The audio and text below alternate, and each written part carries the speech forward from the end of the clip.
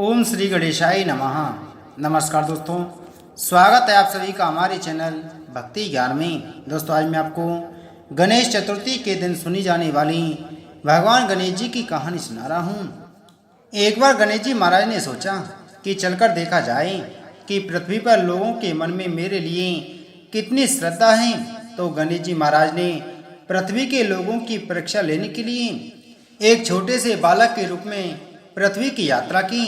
वह एक हाथ में एक चम्मच दूध और दूसरे एक हाथ में मुट्ठी भर चावल लिए घूम रहा था, यह बोलते हुए कि यह चावल और दूध लेकर कोई मेरे लिए खीर बना दो।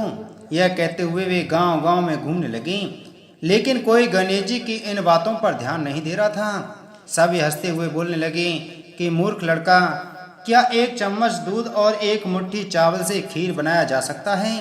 इस तरह गणेश जी महाराज गांव-गांव घूमे, लेकिन कोई भी उनके लिए खीर बनाने के लिए राजी नहीं हुआ। सुबह से शाम होने लगी, तभी एक बूढ़ी माँ अपने घर के बाहर बैठी थी। उसने गणेश जी को देखा और कहा, बेटा, अपनी खीर बनाने की सामग्री मुझे दो, मैं तुम्हारे लिए खीर बना देती हूँ। बूढ़ी माँ की बात सुनकर गणेश जी ने कहा, खीर बनाने के लिए अपने घर का सबसे बड़ा बर्तन लेकर के आओ। बूढ़ी माँ छोटे बच्चे का मन रखने के लिए घर का सबसे बड़ा बर्तन लेकर के आ गई। गणेश जी बर्तन में दूध और चुटकी भर चावल डालने लगी। यह देखकर बूढ़ी माँ के आश्चर्य का ठिकाना न रहा। बूढ़ी माँ के घर के सारे बर्तन दूध और चावल से भर गए। गणेश जी महाराज ने बूढ़ी माँ से कहा, मैं स्नान करके आता हूँ, तुम तब तक खीर बना लो, मैं आकर खीर खाऊंगा। बूढ़ी माँ बोली, बेटे, मैं इतनी सारी खीर का क्या करूँगी? तब गणेश जी ने कहा कि माता, आप पूरे गांव को खीर खाने के लिए आमंत्रित कर दीजिए। बूढ़ी माँ खुशी से कहती है, ठीक है बेटा, मैं ऐसा ही करती हूँ। बूढ़ी माँ मन लगाकर बहुत अच्छे से खीर बनाने लगी। खीर की मीठी सुगंध धीरे धीरे गांव में फैलने लगी। खीर बनाने के बाद वह गांव के घर घर जाकर लोगों से खीर खाने के लिए आमंत्रित करने लगी। यह देखकर गांव के कुछ लोग बुढ़िया की बातें सुनकर हंसने लगे। कुछ लोग सोच रहे थे, इतने दिनों से भीख मांगकर जीवन यापन करने वाली बुढ़िया आज पूरे गांव को खीर खाने के लिए कैसे बुला सकती हैं। उनमें से एक महिला कहती है, तुम्हारे घर में खाने के लिए मुट्ठी भर अन्न नहीं है, तुम पूरे गांव को खीर खाने के लिए बुला रही हो। यह सुनकर बूढ़ी माँ थोड़ी हंसकर वहां से चली गई। गांव के लोग उत्सुकता से बूढ़ी माँ के घर आ गई। बूढ़ी माँ के घर पर पूरे गांव के लोगों की भीड़ लग गई। जब बूढ़ी माँ की बहू को इस दावत का पता चला तो वे जल्दी से अपने बेटे और बेटी को लेकर सबसे पहले बूढ़ी माँ के घर पर आ गए।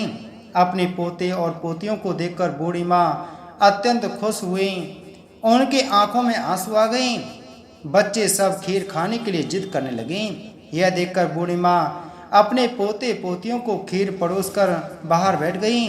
बहू जब रसोई घर में जाकर खीर से भरी हुई पतीली को देखती है तो उसके मुंह में भी पानी आ जाता है। अपने लालच को नियंत्रण करने में असमर्थ बहू एक कटोरी में खीर लेकर दरवाजे के पीछे चली गई। वह खाना शुरू करने से पहले बोली, गणेश जी भगवान भोग लगाना। इतने में थोड़ा खीर नीचे गिर गई और गणेश जी को भोग लग गया। गणेश जी प्रसन्न हो गई। बूढ़ी माँ छोटे बच्चे को आता देखकर कहने लगी, बेटा, खीर तैयार है, आकर भोग लगा ली। गणेश जी ने कहा, तेरी बहू जब मेरा नाम लेकर भोग लगाया तभी मेरा पेट भर गया था, मैं तो तृप्त हो गया हूँ। अब तुम खाओ, अपने परिवार और पूरे गांव को खाना खिलाओ। बुढ़िया कहती है, बेटा, खीर बहुत ज़्यादा है, सबका पेट भरने के बाद भी बहुत खीर बच जाएगी, फिर मैं उस बची हुई खीर का क्या करूँगी? माँ, बचा हुआ खीर तुम अपने घर के चारों कोनों में रख देना। यह कहकर गणेश जी महाराज अंतर्ध्यान हो गए। जब सारा गांव भरपेट खीर खा चुका होता है तब भी बहुत सी खीर बची रहती है। बूढ़ी माँ बची हुई खीर को पतीला में रखकर अपने घर के चारों कोनों में रख देती है। जब बूढ़ी माँ सुबह उठकर खीर के पतीला को देखती है तो पाती है कि पतीला में दूध की जगह सोना, जवाहरात और मोती भरे हुए हैं। बूढ़ी माँ यह देखकर कहती है, एक समय मेरे बेटे ने मुझे घर से निकाल दिया था, मैं भीख मांगकर गुजारा करती, लेकिन अब मैं बहुत खुश हूँ, मेरी सारी गरीबी दूर हो गई, अब मुझे कोई दुख नहीं है, मैं चैन से जी सकती हूँ। हे गणेश जी महाराज, जैसा आपने मुझे दिया वैसा सबको देना। बोलो गणेश भगवान की जय। एक बार की बात है, एक गांव में एक लड़की अपनी माँ के साथ रहती थी। एक दिन लड़की ने अपनी माँ से जिद किया कि गांव में गणेश मेला लगा है, सब लोग देखने जा रहे हैं, मुझे भी जाना है। माँ ने यह सुनकर कहा कि मेले में बहुत भीड़ होती है, तुम गिर पड़ोगे, तुम्हें चोट लग सकती है। लेकिन लड़की ने अपनी माँ की बात नहीं मानी और मेले में जाने की जिद करने लगी। लड़की की जिद देखकर उसकी माँ ने उसे मेले में जाने की अनुमति दे दी और कहा, गुस्सा छोड़ दो, मेले में अपना ख्याल रखना। जब लड़की मेले में जा रही थी तो माता ने उसे 2 लड्डू और एक छोटे से कलश में पानी देकर कहा कि एक लड्डू और थोड़ा सा पानी भगवान गणेश जी को देना और एक लड्डू और बचा हुआ पानी तुम खा लेना। लड़की लड्डू और पानी लेकर मेला देखने गई। धीरे धीरे शाम हो गई, लेकिन लड़की फिर भी घर नहीं लौटी। लड़की मेले में गणेश जी की मूर्ति के पास जाकर बैठ गई और कहने लगी कि हे गणेश जी, एक लड्डू और थोड़ा सा पानी आपके लिए और एक लड्डू और बचा हुआ पानी मेरे लिए। अब आप जल्दी से अपने एक लड्डू और थोड़ा पानी खा लीजिए ताकि मैं अपना लड्डू खा सकूं और बचा हुआ पानी पी सकूं।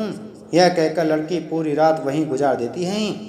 यह देखकर भगवान गणेश ने सोचा कि यदि मैं यह लड्डू और जल नहीं खाऊंगा या पीऊंगा तो यहाँ से यह कन्या घर नहीं जाएगी। तो भगवान गणेश जी ने एक लड़के के रूप में वहाँ आए और लड़के के एक लड्डू और थोड़ा पानी खा पी लिया। खाने के बाद भगवान गणेश जी ने कहा, तुम्हें जो चाहिए वह मांग लो। लड़की ने यह सुनकर सोचने लगी, मुझे क्या मांगना चाहिए। फिर वह कहने लगी, मैं अन्न मांगूं या धन मांगूं या खेत मांग लूं या महल मांगूं या मैं अपने लिए एक वर मांग लूं।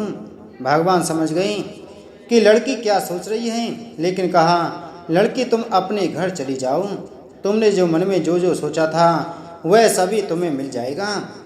फिर लड़की वहाँ से अपने घर चली गई।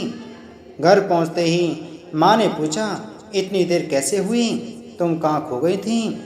लड़की कहने लगी कि माँ, मैंने ठीक वैसा ही किया जैसा आपने कहा था। मैंने एक लड्डू और थोड़ा पानी गणेश जी महाराज को दिया और एक लड्डू और बचा हुआ पानी मैंने स्वयं खा लिया। जैसे ही लड़की ने यह सब कहा, उसकी वह सारी इच्छाएं पूरी हो गईं।